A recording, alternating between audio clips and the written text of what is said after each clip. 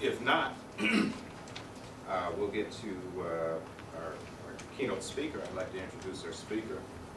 And I have the privilege of doing that. Mr. Henry Ford is someone that I've known since the mid-'80s. We met at an IDMS conference, and I had a chance to tell him about BDPA. But one of the great things about Henry Ford, been an IT practitioner, at least been in industry for 36 years, and been in IT almost 30 years? 34. Okay, and so he's been in IT for this long period of time, but Henry is an entrepreneur, and I admire that you talk about entrepreneurs who can reinvent themselves.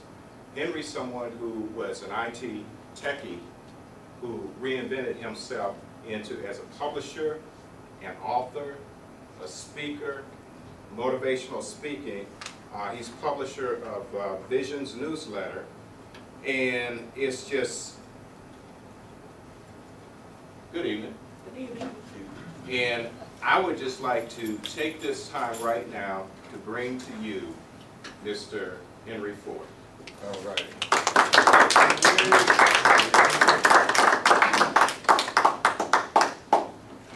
Well, thank you, Ken, for that warm introduction, and thank you for the applause.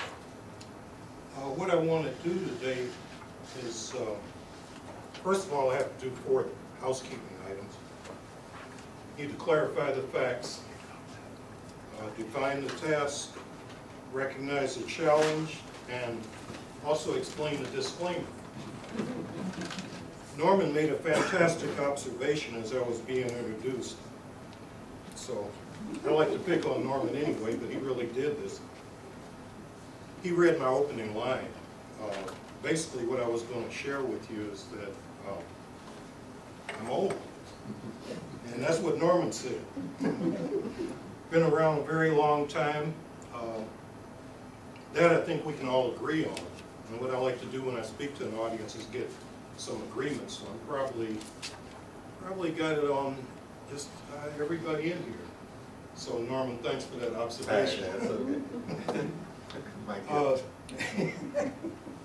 I want to next define the task, and my task today, I had expected a lot of non-BDPA members to be here. As I look around and I listen, is there anyone here that's not in BDPA?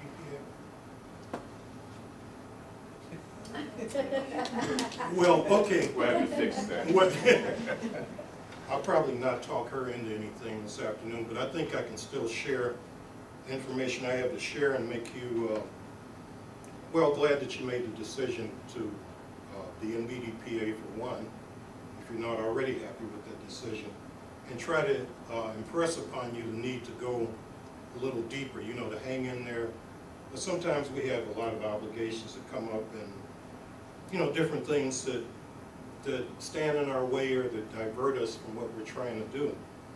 I think the message that I bring is something that if you have not recognized that you will, and hopefully one day I'll be able to address a number of people that are not yet in BDPA or those that are in BDPA and kind of fallen off the wagon. My challenge today, number one, is I've had the fortune to be able to speak in various parts of the country. For some reason, typically when I'm asked to speak in Cleveland, people tell me they have no budget. In fact, I kind of went through that with Ken. I said, Ken, I normally charge $500 and up to speak. He said, well, Henry, BDPA normally charges $600 to address their fine audience. He said, but since you're a member, I'm going to give you a $100 discount. And you get to eat. So anyway, for that reason, I guess, for whatever reason, I normally speak out of town. The advantage there is that if things don't go too well, I can come back and I can not mention that I was gone somewhere to speak. Unfortunately, today, I've got witnesses and I'm going to see you from time to time, so I'm going to try to get it together. The other challenge is, I normally speak